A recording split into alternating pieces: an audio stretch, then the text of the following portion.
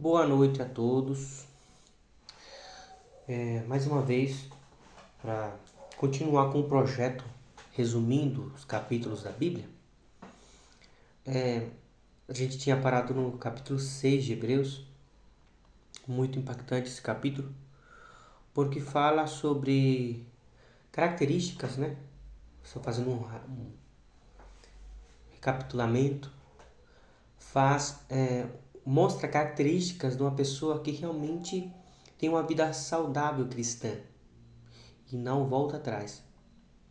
E nessa pessoa se manifesta uma marca poderosa de quem de quem está sendo, quem foi comprado, quem nasceu de novo e que nessa pessoa foi aplicada a redenção, né? Que é não voltar atrás na sua fé em Cristo. Continuando essa defesa à fé feita pelo escritor da Epístola aos Hebreus, ele reforça mais uma vez a superioridade, a supremacia do papel messiânico, comprovando paralelos, arquétipos, comprovando maquetes e figuras que se mostravam no Antigo Testamento que faziam sombra do papel eterno de Cristo. Lembrando, todas as figuras apresentadas em Hebreus faziam alusão ao ministério eterno, tanto que ele fez aqui na terra, como o que ele continua por nós no céu. Joia? Então, no capítulo 7 de Hebreus, eu quero começar esse resumo de uma maneira diferente, lendo versículos que são chave para interpretar corretamente este capítulo 7 de Hebreus. Beleza? Nós vamos ler então, a prosseguir, lendo os versículos 12, 18, 19, 22 e do 25 ao 28. Acompanhe comigo. Versículo 12 diz assim: porque mudando-se o sacerdócio, necessariamente se faz também mudança da lei. Versículo 18 e 19. Diz assim: porque o precedente mandamento é abrogado por causa da sua fraqueza e inutilidade. Pois a lei nenhuma coisa aperfeiçoa, e desta sorte é introduzida uma melhor esperança, pela qual chegamos a Deus. Glória a Deus. Versículos 22. De tanto melhor aliança, Jesus foi feito fiador, ou seja, ele é a nossa âncora, ele é a nossa segurança, né? Versículos 25 ao 28. Portanto, em resposta a todas essas evidências, beleza? Pode também salvar perfeitamente os que por meio dele se achegam a Deus, né? O que por ele se achegam a Deus, vivendo sempre para interceder por eles. Porque nos convinha tal sumo sacerdote, santo, inocente, imaculado, separado dos pecadores, e feito mais sublime do que os céus, que não necessita, como os outros sumos sacerdotes, oferecer a cada dia sacrifícios, primeiramente por si próprio, seus pecados próprios, e depois pelos do povo, porque isto fez ele, uma vez oferecendo a si mesmo, porquanto a lei constitui o sumo sacerdote homens fracos, mas a palavra do juramento que veio depois da lei constituiu ao Filho perfeito para sempre. Nós podemos ver, então, o erro de muitas instituições ao elevar seres corruptíveis, pecadores, a uma posição de mediadores entre Deus e os homens, ainda hoje. Nível do sacerdote. Erro fatal e heresia e apostasia que vem se manifestando desde muito tempo, os períodos antigos. Sendo que já o próprio Senhor, com a sua obra e ministério contínuos, após a sua ressurreição, à destra de Deus, tem um sacerdócio eterno. Esse sacerdócio antigo era acompanhada de certos rituais e de certos mandamentos estatais, civis, que acompanhavam o povo da antiga aliança e de uma perspectiva antiga da aliança. Para que esses que perecem, que são pecadores, pudessem manter um ministério contínuo de assistência para eles mesmos diante de Deus e que eles pudessem fazer uma assistência de advocacia, de representar o pecador que estava de uma maneira dolosa, né? Essa pessoa pudesse fazer um papel de advogar e de aplacar a ira de Deus por meio desse ministério. Por isso que ele não podia ter terras, por isso que ele não podia ter bens materiais excessivos, porque o seu ministério é avocado para aquilo. Só que eram pecadores que se corrompiam por ter uma carne corrupta e por ser filhos de Adão. Mas vindo Cristo, se desfez essa necessidade, juntamente com o arcabouço daquelas leis e daquela moralidade daquela lei, vindo a perfeição da natureza de Cristo dentro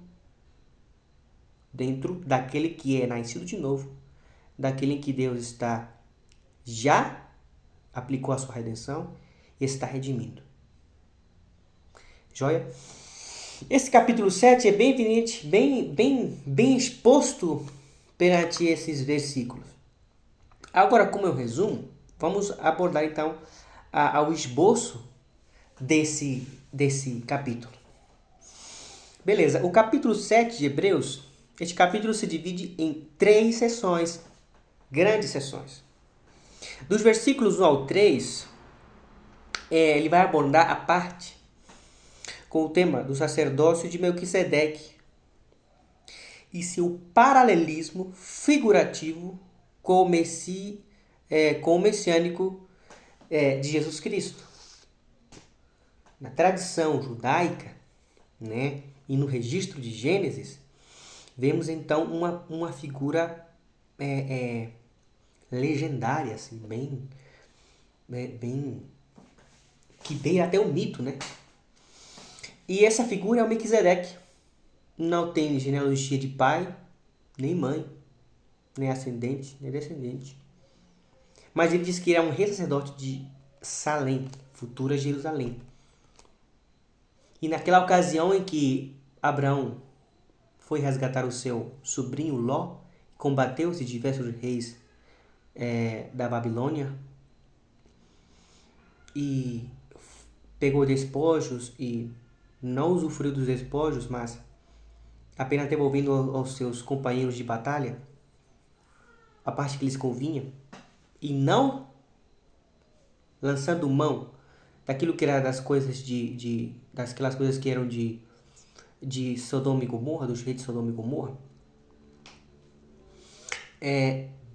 dos despojos que eram do seu mérito mesmo, ele entregou a 10ª parte. Por quê? Porque este Melquisedeque, ele prefazia a autoridade física Ele era uma autoridade física religiosa. Ele era uma autoridade civil também. E nas suas terras estavam se manifestando batalhas. E tudo que se fazia nos seus terrenos é necessário um imposto, até uma guerra, né? Então, foi feito ali, então, era natural dos reis cobrarem impostos, né? Por acamparem em suas terras, por utilizarem suas terras, seja para uma batalha, seja para acampar, seja para ter uma passagem por viagem. A gente vê muitas vezes esses relatos ali no Antigo Testamento.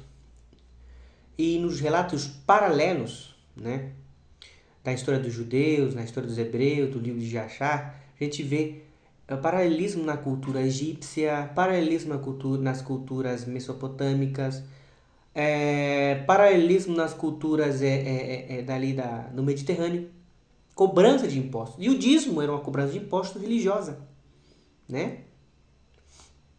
E era uma cobrança de impostos, porque tinha todo um arcabouço estrutural ali para que se mantivesse esse culto. Melquisedeque, o sogro de Arão, o sogro de Moisés, esses povos que se desprenderam de uma fé hebraica, esses povos semitas, eles migraram e se espalharam por todo o Mediterrâneo, constituindo sacerdotes que invocavam. Lembre que lá em Gênesis fala que a partir de Sete começou a se invocar novamente o nome do Senhor. Então essa fé unitária, essa fé no único Deus, foi se espalhando pelos povos nômades. Então, para se manter essa estrutura, obviamente para aquela época os povos iam aumentando demograficamente e se constituíam por nações ou tribos inteiras, muito numerosas, beleza? Mas para manter aquele culto precisava-se de dízimos, beleza? Só que porque eram homens corruptos caídos, eram homens corruptos, não no sentido corrupto de moralmente, mas corruptos de carne que se apodrece, que envelhece, né? E até esse Melquisedeque recebeu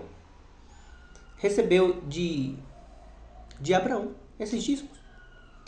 Não era nenhuma lei instituída por Deus, mas ele o fez por uma consciência moral que se tinha naquela época. Beleza? E o fez. Em respeito a Deus e mostrando que sua fé era voltada a Deus.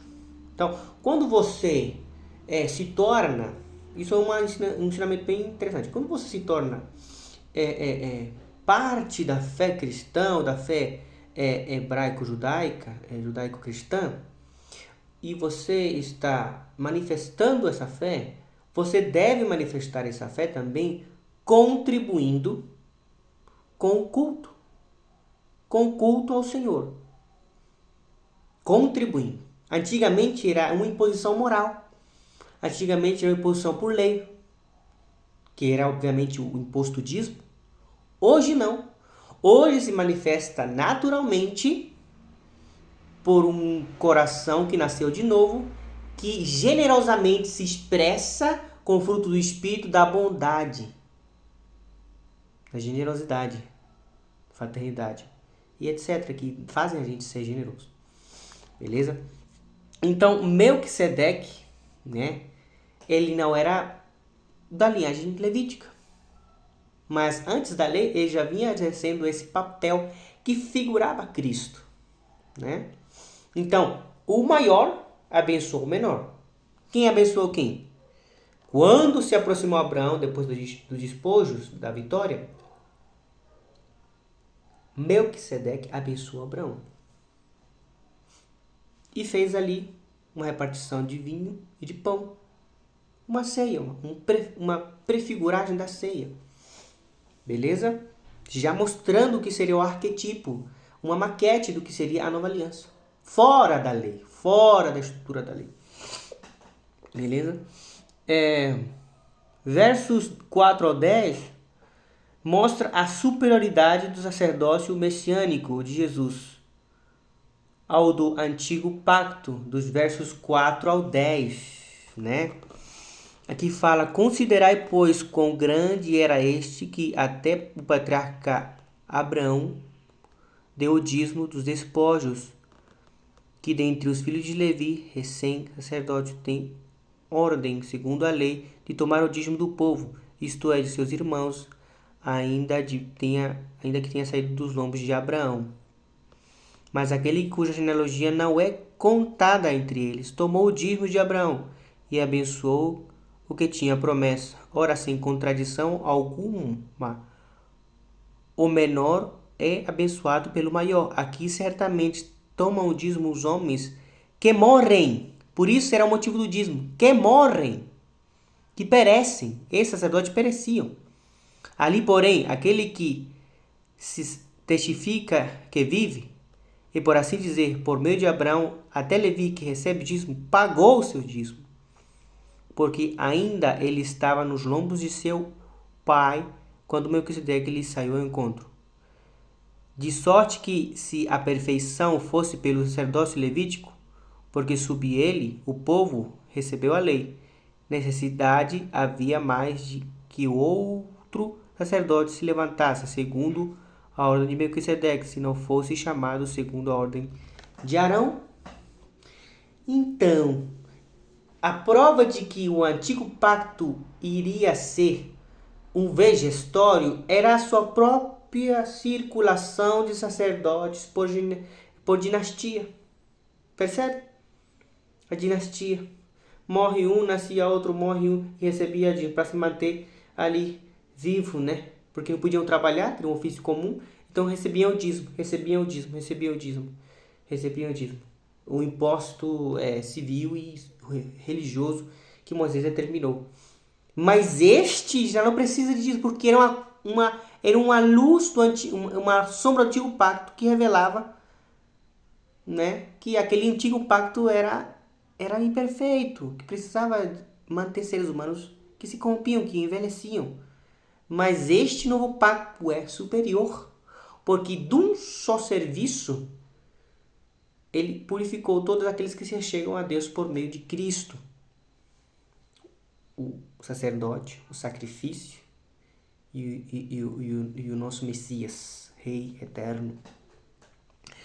Então, é superior porque ele é eterno. Não morre, não perece, não adoece. Ele está constantemente à destra de Deus, intercedendo por nós.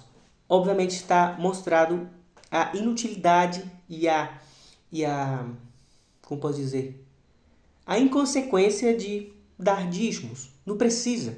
Isso é figura do Antigo Testamento para manter sacerdotes que eram figuras do sacerdote eterno Cristo, que era um arquetipo de funcionalidade do que iria ser o que estamos vendo hoje no novo pacto através de Cristo.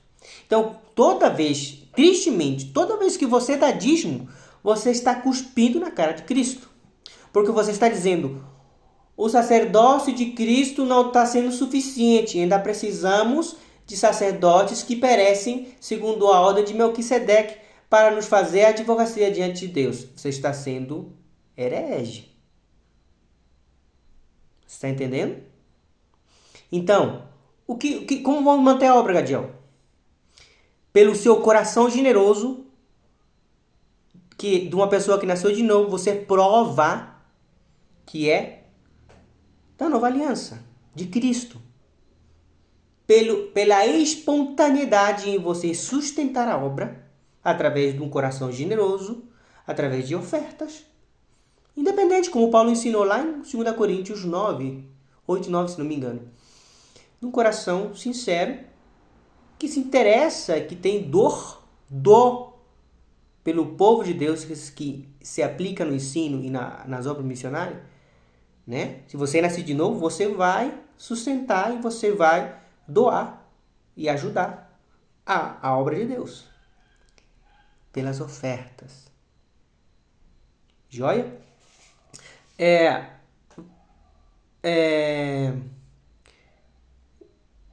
Terceiro tema, sacerdócio sem fim do Messias, único, de Jesus Cristo. O sacerdócio de Cristo é sem fim. O sacerdócio messiânico de Jesus Cristo é sem fim. Ele está à destra de Deus. Ele não precisa de dízimos. Não precisa. Não precisa, porque o seu papel agora é eterno. Todos aqueles que se achegam pela fé ao Pai através de Cristo, ele mostra suas feridas ao Pai, dizendo: este que tu me deste se achega a ti através de mim. Não punas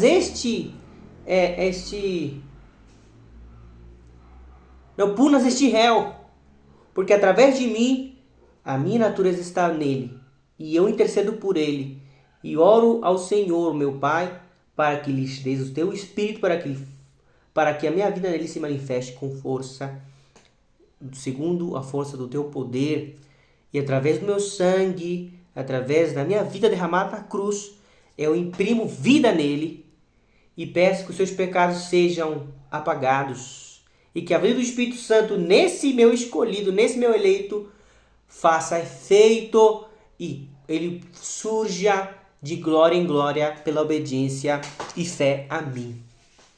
Em mim, né? Eu estou falando, parafraseando um monólogo de Cristo, advogando por aquele que nasceu de novo. Joia? Então eu preciso de dízimo. Apenas de oferta de um coração que nasceu de novo. Você mede pela prática da vontade de Deus, né? Que é um dos sinais, que é o cuidado, que nós vimos no capítulo passado, capítulo 6. Interessante como as coisas se conversam. Que é uma das manifestações das características das pessoas que nascem de novo, é o cuidado pelos que anunciam, ensinam a palavra de Deus.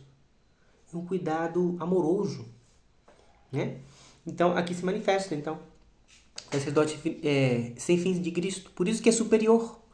Por isso que não precisa mais desse tipo de moralidade, desse tipo de lei civil que era uma figura do Antigo Testamento, da Antiga Aliança. Porque não aperfeiçoa ninguém. Joia? A lei não aperfeiçoa ninguém. Então é isso, gente. Que Deus nos ajude. Essa última parte do terceiro tema, né? Sacerdote de Cristo, vai dos versos 11 ao 28. Nós já limos esses versos. Então, que Deus nos dê força, nos ajude a nos manter firmes, acreditando em Cristo, no seu poder, na força do seu poder, acreditando que Ele nos dá o que precisamos, psicologicamente, emocionalmente, ética, moralmente, espiritualmente. Nele somos plenos, completos. Glória a Deus, em nome de Jesus.